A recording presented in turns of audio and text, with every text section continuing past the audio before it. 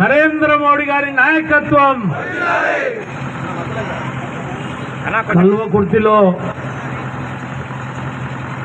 కాంగ్రెస్ వైఫల్యాలపైన ఒక సంవత్సరము పూర్తయిన తర్వాత నోరు విప్పాలని, ఒక సంవత్సరం వాళ్ళకు అవకాశం ఇవ్వాలని, కాంగ్రెస్ అధికారంలోకి వచ్చిందని ఈ కల్వకుర్తిలో కాంగ్రెస్ పెట్టాలని మనం అనుకోలేదు. వాళ్ళు ఒక్క సంవత్సరంలో ఏం చేస్తారో చూద్దామని చెప్పి మనం ప్రశాంతంగా ప్రజలు కూడా గమనిస్తారని చెప్పి ఊరుకున్నాం. నిన్నటికి ఒక్క సంవత్సరం అయింది ప్రమాణ స్వీకారం చేసి, 365 రోజులు అయింది. ఒక్క సంవత్సరం నెల కింద ఇదే కాంగ్రెస్ పార్టీ ఏం చెప్పింది? డిసెంబర్ 9 నాడు 2 లక్షల రుణమాఫీ చేస్తా, ఎవడన్నా 1 లక్ష తెచ్చుకుంటే 50,000 తెచ్చుకుంటే మీరు పోయి అవి కట్టి 2 లక్షలు తెచ్చుకోర్రి, 50,000 కట్టి 2 లక్షలు తెచ్చుకోర్రి. డిసెంబర్ 9వ తారీఖున సోనియా గాంధీ జన్మదినాన మీకు 2 లక్షలు మాఫీ అయితే మీరు సంతోషంగా ఉండొచ్చు అన్నారు. ఆ డిసెంబర్ 9 పోయింది, రేపు డిసెంబర్ 9 వస్తుంది. ఇప్పటి వరకు 40% మందికి కూడా రుణమాఫీ జరగలే, 2 లక్షల ఊసే లేదు. దీనికి కాంగ్రెస్ పార్టీ జవాబు చెప్పాలి. మిగతా అవి చెప్పిండ్రు 100 రోజులలో చేస్తాం. ఇది ఒక్కటేమో ఆయన 7 నాడేమో ప్రమాణ స్వీకారం, 9 తారీఖు నాడేమో సోనియా గాంధీ జన్మదినాన రుణమాఫీ. 100 రోజులలో పూర్తి చేస్తామన్నాడు. 100 రోజులలో పూర్తి చేస్తామని తెలంగాణ ప్రజల్ని బొందబెట్టేటట్టు చేసింది. హైదరాబాద్లో ఈ 6 గ్యారంటీలు తెలంగాణలో అడుగుతారని ఎవడు అడగని హైడ్రాని ముందర పెట్టిండు. హైడ్రాని పెట్టిండో హైడ్రామా చేసిండు. ఎంఐఎం అసదుద్దీన్ ఓవైసీ కాలేజీ నట్ట నడి చెర్ల కట్టిండు. నట్ట నడి చెర్ల కట్టి రోజు పేపర్ వచ్చింది, ఇక దీన్ని కూల కొడతాం, ఎల్లుండి కూల కొడతామని. వాడాడ కూల కొడతాం అనేటాలకు ఈడ డిఆర్డిఎల్ కాడ చంద్రాయన్ గుట్ట కాడ భూలక్ష్మి అమ్మవారి గుడిగులో కొట్టింది. ఎప్పుడైతే ఈడ గుడిగులో కొట్టిర్రో ఆడ బిల్డింగ్ భద్రంగా ఉన్నది, ఈడ గుడి కూలిపోయింది. ఏమన్నా అంటే బిడ్డ, ఆ కాలేజీకి ఇట్లా కూల కొడితే హైదరాబాద్లో మతకల్లోలైలు అయితే హైడ్రా బంద్ పెడతావా లేదా, లేకపోతే నువ్వు బంద్ అయిపోతావు అంటే హైడ్రా బంద్ అయిపోయింది. పేదోళ్ళ ఇండ్లు కూలగొట్టి రాలేదా? కానీ ఎర్ర కుంటలు కట్టిన ఇండ్లు కూలగొట్టలే. ఓవైసీ హాస్పిటల్ కట్టినటువంటి కుంట అది కూలగొట్టలే. కుంటలు కట్టిన కాలేజీ కూలగొట్టలే. ఏది కూలగొట్టినంటే దానికి రివెంజ్ గా భూలక్ష్మి అమ్మవారి విగ్రహం కూలగొట్టేసి దుర్మార్గం. అదొక్కటే కాదు, ఎగ్జిబిషన్ గ్రౌండ్ లో అమ్మవారి విగ్రహం కూలగొట్టారు. సికింద్రాబాద్ లో అమ్మవారి విగ్రహాన్ని ఎగిరెగిరి తన్ని విగ్రహాన్ని కూలగొట్టిండు. నేను అడుగుతున్నా రేవంత్ రెడ్డిని, అయ్యా నువ్వు వచ్చినాక దేవి దేవతల విగ్రహాలను కూలగొడుతుంటే నువ్వేం పని చేస్తున్నావని నేను అడుగుతున్నా. సనాతన ధర్మానికి నువ్వు ఇచ్చే గౌరవం ఇదేనా? ఒక్కసారి ఆలోచన చేయండి. ఇవాళ నేను అడుగుతున్నా, 6 గ్యారంటీలల్లా రైతులకు 10,000 ఇస్తుంటే నేను వచ్చిన వెంటనే 15,000 100 రోజులలో అన్నాడు. వచ్చి వాళ్ళకి 400 రోజులు అయింది. రేపు ఈ నెల పోతే నేను అడుగుతున్నా, 10,000 రూపాయలు కేసీఆర్ గవర్నమెంట్ పోయేటప్పుడు ఎలక్షన్ కమిషన్ ఆపితే ఎలక్షన్ అయినాక ఒక్కసారి వచ్చింది. ఇప్పుడు 2 సార్లు రావాలి రైతు బంధు. రైతు భరోసా అనుకో, రైతు బంధు అనుకో, రైతుకి ఇచ్చేటువంటి సహకారం అనుకో, 2 దఫాలు రావాలి, 10,000 నుంచి 15,000 నువ్వు ఇయ్యాలి డిమాండ్ చేస్తుంది. ఇది చెప్పినందుకు నీకు ఓట్లేసిరు, ఇది చెప్పినందుకు నీకు ఓట్లేసిరు. కాబట్టి నువ్వు 2 రైతు బంధు ఇవ్వాలి. మూడోది 2,000 రూపాయల పింఛన్ వస్తుందని అడిగింది ఈయన. ఇప్పుడు పింఛన్ ఎంత వస్తుంది అంటే 2,000 అన్నారు. రేపు 100 రోజులలో ఎంత వస్తుంది? 4,000 అన్నారు. వచ్చిందా 4,000 ముసళ్ళకు? వికలాంగులకు వచ్చిందా 6,000? నేను అడుగుతున్నా అయ్యా, ఈ ఎమ్మెల్యే క్యాంప్ ఆఫీస్ నువ్వు ఎమ్మెల్యే లేకపోతే ఇవాళ నీకు కాంగ్రెస్ పార్టీకి డిపాజిట్ దక్కపోవు. నేను అడుగుతున్నా ఇవాళ ఆడపిల్ల పెళ్లి చేస్తే 1,00,000 రూపాయలు ఇస్తూ దాని ఎంబడి తులం బంగారం పెడతాను అన్నాడు. నిన్న 3 రోజుల కింద 6 నెలల కింద పెళ్ళైనటువంటి ఒక కష్టపడి అప్పు చేసి తప్పు చేసి ఒక తండ్రి బిడ్డ పెళ్లి చేసి 6 నెలలు అయింది, నెల అయింది, 2 నెలలు అయింది. వాడు 6 నెలలు అయినాక మళ్ళా వాళ్ళ భార్యని వాపసు పుట్టింటికి తోలిచ్చి ఆ తండ్రి నా దగ్గరికి ఆ బిడ్డను తోలుకొని వచ్చిండు. అయ్యా 5 నెలలు బాగానే ఉన్నాడు, 6వ నెల వచ్చింది నా బిడ్డని ఇంటికి పంపిస్తున్నాడు, తోలుకపోతలేడు, జర ఫోన్ చేయన్నాడు. నేను ఫోన్ చేసి వాడిని పిలిపించిన. నేను పిలిపిస్తే వాడు వచ్చిండు పిల్లగాడు. ఏమరా నాయన 5 నెలలు అయింది, 6 నెలలు అయిందే కదా, అప్పుడే పిల్లని తోలుకపోతలేమంటే, లేదు సార్ పెళ్ళప్పుడు ఈయన ఏం చెప్పిండంటే 2,00,000 రూపాయలు ఇస్తా, ఓ తులం బంగారం ఇస్తాను అన్నాడు. మరి ఏమైంది అని అంటే, నాకు 1,00,000 రూపాయలు ఇచ్చిండు సార్, 1,00,000 రూపాయలు తులం బంగారం ఇవ్వాలి, ఈయన మాట ఇచ్చిండా లేదు సార్ అన్నాడు. నేను అడిగిన అవునయ్యా, నేను కాంగ్రెస్ పార్టీ సీఎం, ఎమ్మెల్యేలు, మంత్రులందరూ 1,00,000 రూపాయలతో పాటు బంగారం ఇస్తా అంటే నా కష్టార్జితం 1,00,000 రూపాయలు ఇచ్చిన వాడు ఇస్తున్న 1,00,000 రావాలి, వాడు ఇస్తున్న బంగారం రావాలి. వాడు ఏడాది అయింది, నేను ఇప్పటికి 6 నెలలు అయింది, నేను ఎడికెళ్ళి తెచ్చి అంటున్నాను. వీడిస్తున్న 1,00,000 లేవు, వీడిస్తున్న బంగారం లేదు. ఇలా గ్రామాలలో ఆడబిడ్డల పరిస్థితి, వ్యక్తి ఓట్లేపించుకొని నెక్కి ఎమ్మెల్యేలై మంత్రులై తమాషా. నేను అడుగుతున్నా, అదే 30 ఎకరాలు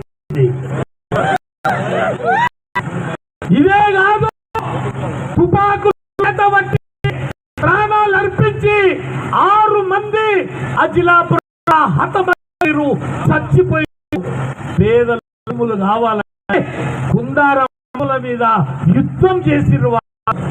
పాపం చేసిరు. కిష్టారెడ్డి గారు ఎమ్మెల్యేగా ఉన్నప్పుడు, సుధారాణి కలెక్టర్ ఉన్నప్పుడు పేదలకు ఆ భూములన్నీ కూడా పట్టాలు ఇచ్చిర్రు. కానీ ఇవాళ భూములన్నీ 60 ఎకరాల భూమి నక్సలైట్ల ఉద్యమం కిష్టారెడ్డి ఇవాళ గాల్లె కలిపేసి ఆ భూముల రైతులను ఇచ్చి 60 ఎకరాలు 7 ఎకరాలుంది కన్నేసిర్రు. ఇదే కాదు, నేను అడుగుతున్నా, ఈ 4 విషయాల మీద మీరు డిబేట్ సిద్ధంగా ఉంటుంది. మార్కపల్లిలో భూమి దాన్ని కన్నేసిర్రు.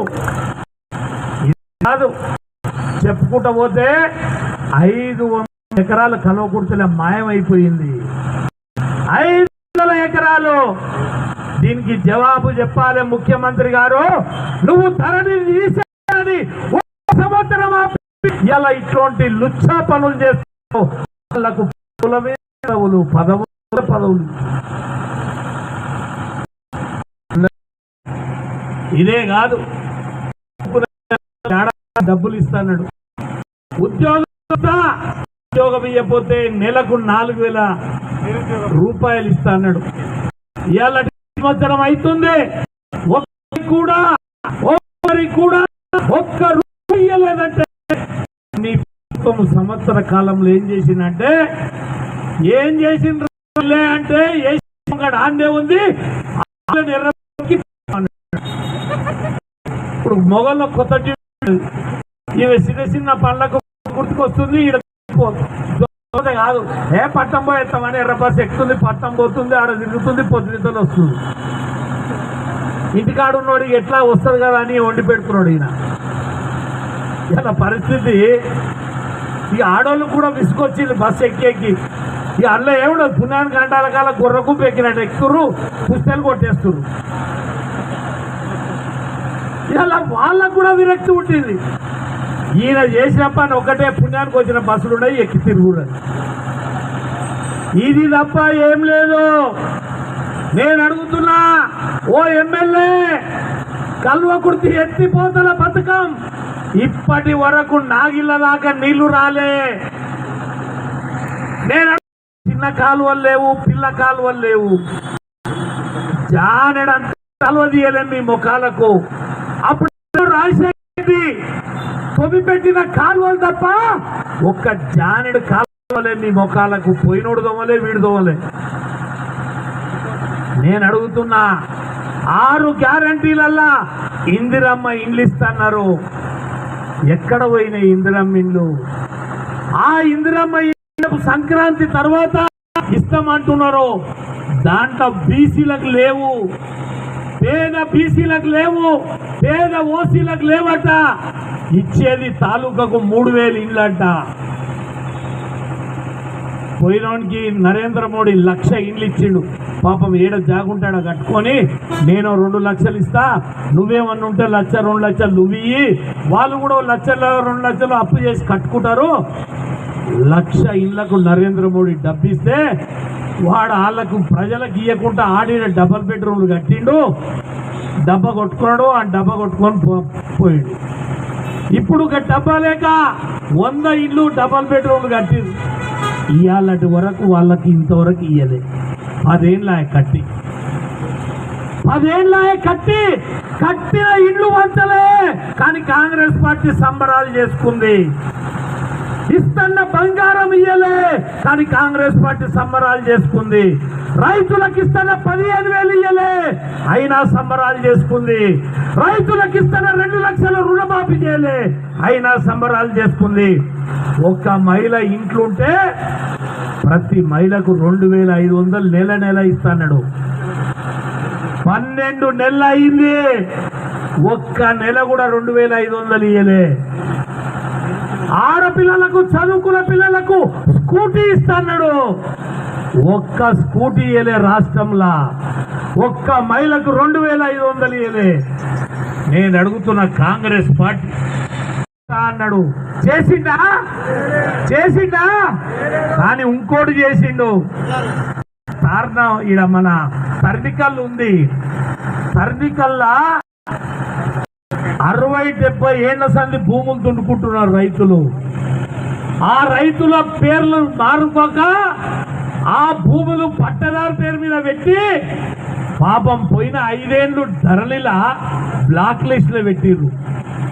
కానీ కాంగ్రెస్ గవర్నమెంట్ వచ్చినాక ఆ ధరణిలకెళ్ళి ఆ భూములు తీసేసి మొన్నటికి మొన్న మన పంజుగుల పోతుంటే మెయిన్ రోడ్ల 50 ఎకరాల భూమి రాత్రో దాన్ని రిజిస్టర్ చేసిర్రు. మేమందరం రైతులు అందరం కలిసి ఈ ఎంఆర్ఓ ఆఫీస్ ఏం సార్ దాకా డిలీట్ లో ఉండే, ఎందుకు మీరు రిజిస్టర్ చేసిరంటే నాకు తెలిస్తే కదా సార్, వాళ్ళు ఎన్నో కూర్చున్నారు, మీరికెళ్ళి ఫోన్ వచ్చింది, నేను ఏలు పెట్టంటే ఏలు పెట్టా సార్, అంతే, నాకు ఏది తెలియదు అన్నాడు. 50 ఎకరాల భూమి, ఒక్క ఎకరా 50 నుంచి 70 లక్షల లెక్కల, 5 25 కోట్లు వచ్చినాయి.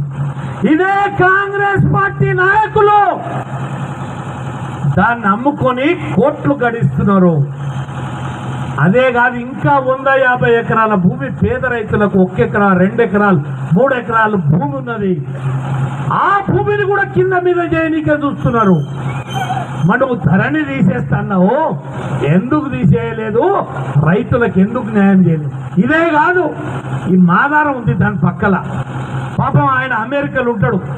ఎవరు ఆ భూమి? ఆయన 50 ఆయన ఇటకెళ్ళి చూస్తే ఫోటోలు కూడా కనపడే ఫ్లెక్సీలో భూమి వాడు అమెరికాలో ఉన్నాడు. వీళ్ళు ఆ కలెక్టర్ని పట్టుకున్నారు.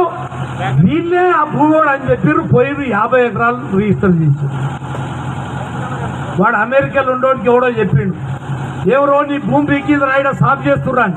వాడు అమెరికాకి వెళ్ళి అక్కడున్న రాయబారికి ఉత్తరం రాసిండు, సార్ నేను ఈడున్న నా భూమి ఎవడో రిజిస్టర్ చేసుకున్నాను తెలంగాణలో.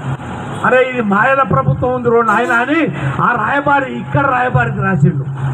ఆ నరేంద్ర మోడీకి ఆ ఉత్తరం పోయింది. ఆ ఉత్తరంకి వెళ్ళి ఇక్కడికి వచ్చింది హైదరాబాద్లో. ఈ జంబాయి జట్ట ఓడు వెళ్తాండలు ఉంటాడు, ఓ ఇద్దరు వెళ్తాండోళ్ళు, ఓడు ఇటకెళ్ళి అటకెళ్ళి సమయరు, వీళ్ళందరూ తీసుకుపోయి నిన్నమొన్న జైలు వేసి. నేను అడుగుతున్నా, 50 ఎకరాల భూమి అది ఓంపటకు చేసింది. పెద్ద ఎత్తున మీటింగ్ పెట్టిండు. కూడా ఏమనుకోదు.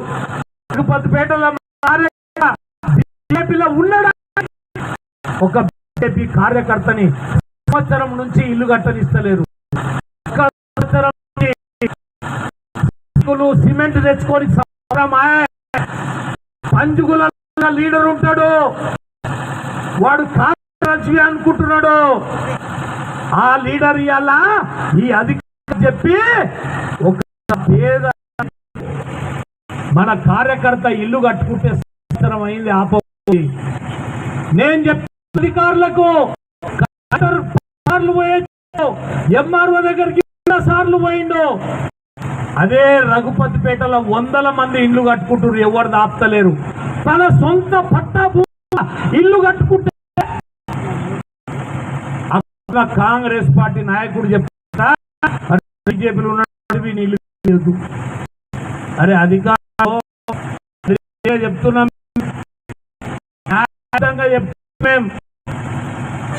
ఒక పేరు ఇల్లు మీద నీ ప్రతాపంగా చూపించేది నీకు దమ్ముంటే మాలాంటి నాయకుల మీద కార్యకర్తల మీద చూపి. రేపో మాపో ఆ కార్యక్రమం కూడా పెట్టదలుచుకున్నాం. ఇక్కడనే మర్యాదగా చెప్తున్నాం. అధికారులు నిన్న మొన్న దాకా 10 ఏళ్ళు టీఆర్ఎస్ వాళ్ళు ఉన్నారు. ఇలా వాళ్ళు పచ్చ పోయి ఇటకేళ్ళు కూడా ఓడి కనపడతలేడు. 10 ఏళ్ళు ఇట్లా ఏదో ఈ 6 హామీలు అబద్ధాలు చెప్పి 26 చేసి ఏదో రేవంత్ రెడ్డి చూసి ఈ కల్వకుర్తిలో కాంగ్రెస్ గెలిచింది, లేకపోతే గెలిచి 2000 అయితే ఉంటాడు ఆ ఎమ్మెల్యే. మన కర్మ బాగలేక ప్రతిసారి ఒకడు 5-6 మంది ఎమ్మెల్యే క్యాండిడేట్లు రాజీనామాలు చేసి ఒక్కటై 60-70 కోట్లు ఖర్చు పెడితే ఇంత పూర్తి రిజల్ట్ వచ్చింది మీకు. ఈ కార్యకర్తల కష్టంతో పల్లె పల్లె కమలం జెండా పట్టుకొని తిరిగి ప్రజల్ని చైతన్యం చేస్తే 70,000 ఓట్లు బీజేపీకి వచ్చినాయి. మీరు పూటకో పార్టీ మార్చి, గంటకో పార్టీ మార్చి, రోజుకో పార్టీ మార్చి ఇలా పబ్బం గడుపుకుంటున్నారు. 40 సంవత్సరాలైంది బీజేపీ జెండా ప్రజల గుండె నరేంద్ర మోడీ జెండాని ముందలు పెట్టుకొని ముందుకు పోతున్నాం. దయచేసి కార్యకర్తలు రాబోయే స్థానిక సంస్థల ఎన్నికలలో కాంగ్రెస్ పార్టీకి ఓటేస్తే అది కాటేస్తుంది. ప్రచారం చేయాలి. బీజేపీ స్థానిక ఎన్నికల విజయ భోగించాలి. ఆ దిశలో మనందరం కూడా పనిచేద్దాం. రేపు ప్రతి మండలం పల్లెకు మళ్ళీ మీకు రేపు వచ్చే నెల మొత్తం చైతన్యం గుర్తుంచుకోవాలి. నాకు అవకాశం ఇచ్చిన నియోజకవర్గ కార్యకర్త ప్రతి జిల్లా రాష్ట్ర